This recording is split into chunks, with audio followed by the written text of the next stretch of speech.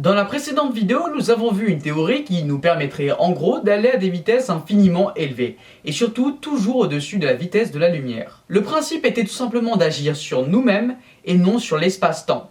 Ainsi, on pourrait se débarrasser de plein de contraintes. Cela serait en quelque sorte une déconnexion du reste du cosmos, pour pouvoir en fait voyager de galaxie en galaxie en un claquement de doigts. Ce qui, au passage, assurerait la survie de l'humanité pour des millions d'années, peut-être même plus. Mais bon, d'ici là, on sera déjà certainement tous morts, donc on ne le saura jamais. Parce que même pour les croyants qui pensent qu'il y a une chose après la mort, je ne pense pas qu'ils reçoivent des fax qui les tiennent informés des dernières avancées de l'humanité. Je ne pense pas. À présent, dans cette vidéo, nous allons traiter des sujets qui vont être surtout basés sur l'énergie. Ce sont des sujets qui sont un peu plus réalistes, où l'humanité a déjà fait différentes avancées dans ces différents domaines, où on a carrément des chances peut-être de connaître les premiers modèles.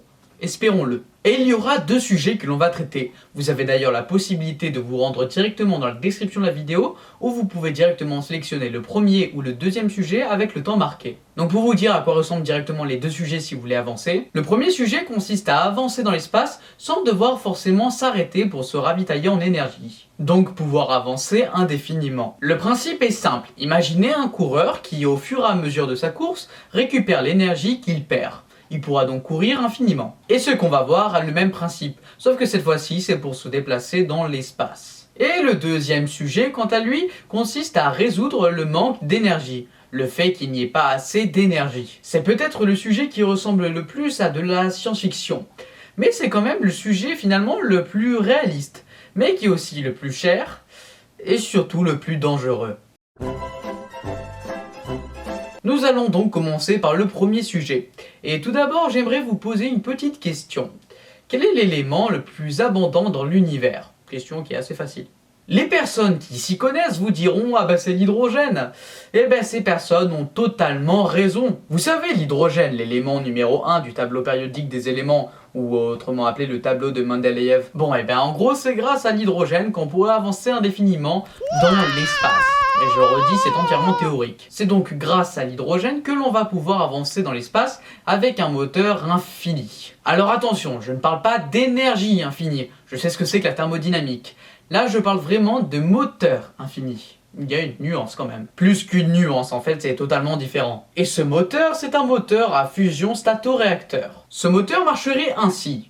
Il y a deux ouvertures, une à l'avant et une à l'arrière. Quand le vaisseau se déplace, l'ouverture avant absorbe l'hydrogène. L'hydrogène est bien sûr sous forme de gaz. Ce gaz va au point de fusion du moteur.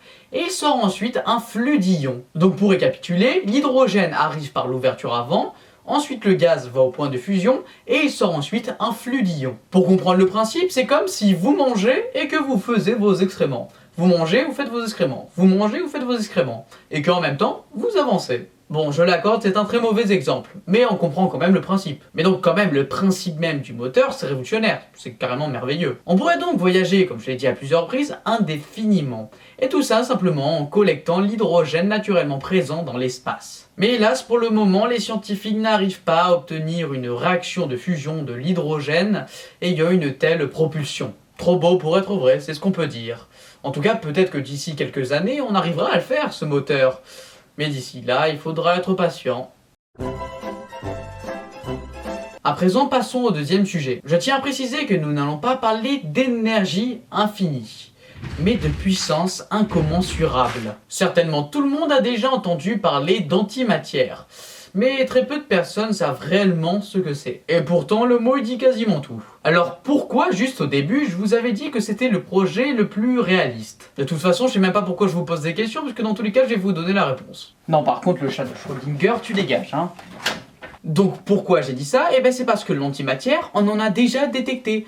On est sûr tout simplement que ça existe.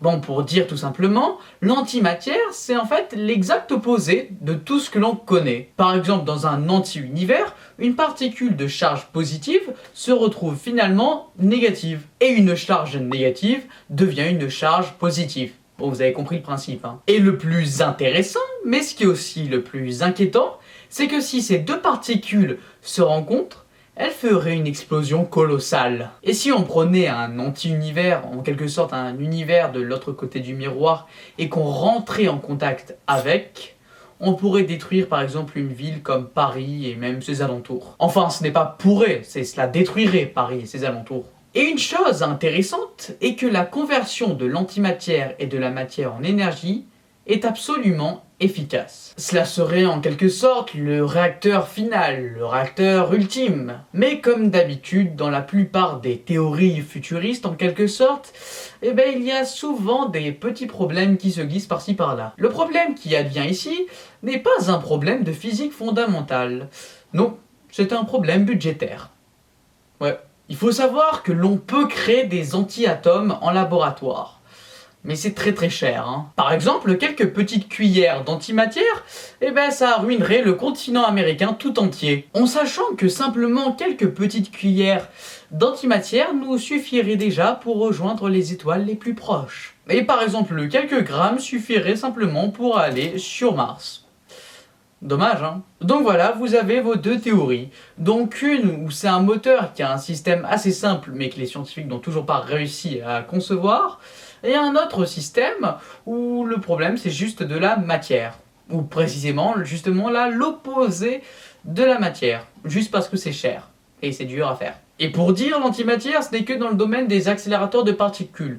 Donc si vous voulez vous en créer un, économisez quelques millions, peut-être même des milliards.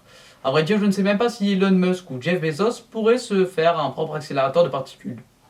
Je ne sais pas totalement les prix, si vous savez, vous n'hésitez pas à le dire en commentaire. Sur ce, n'hésitez pas à liker la vidéo et à la partager si vous voulez que d'autres personnes connaissent peut-être le futur de l'humanité, on n'en sait rien, et surtout vous abonner. Et en commentaire, n'hésitez pas à dire si vous avez préféré le sujet numéro 1 ou le sujet numéro 2, ou le sujet de la vidéo passée, comme vous préférez. Sinon, comme d'habitude, sur ce, n'oubliez pas que la science est le futur.